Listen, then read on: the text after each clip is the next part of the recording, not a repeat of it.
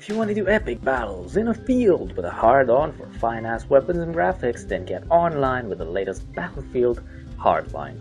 Unlike that punchline, the game doesn't suck, and it's surprisingly because both the multiplayer and single-player components work really well and are quite enjoyable. Now on one side you have the chaotic and open nature of multiplayer matches, and on the other you've got the well-played and well-acted co-op story.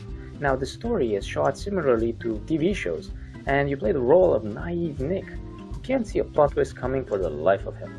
Working his way up in ranks, he's trying to stop a drug ring that set up shop in his hometown. Now, he's being accompanied by a gung-ho partner, a crazy kung fu chick, a suave boss, and a plethora of bad guys. But wait, there's more!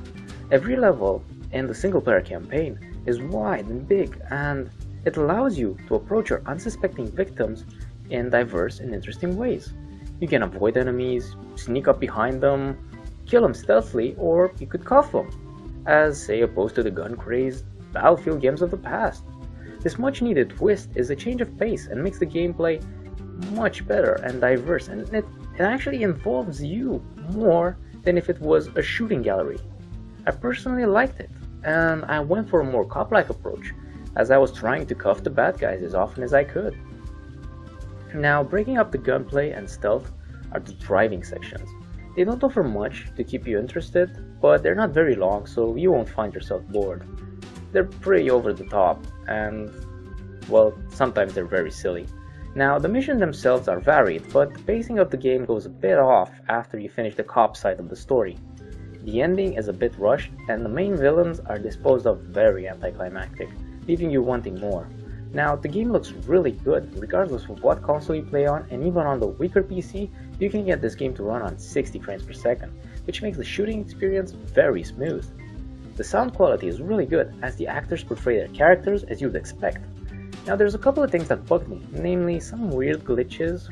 For example, some sounds were a bit off, and sometimes I wouldn't hear the explosions, or some lip syncs were like missing or completely off with dialogue. The animations were great, I gotta say that the animations were really good. Now, there are a couple of flaws, of course, to every game. There's bugs and glitches everywhere, but there aren't too many, so it doesn't detract from the overall good game that this is. And I really like it that it's a change of pace from the previous Battlefield games, and the cop side, the story, it's pretty nice and interesting. It's a well presented and executed, and I personally give this a 7.5 out of 10. I recommend it. Now wait, as for the multiplayer part of the game, everyone has their own preferences.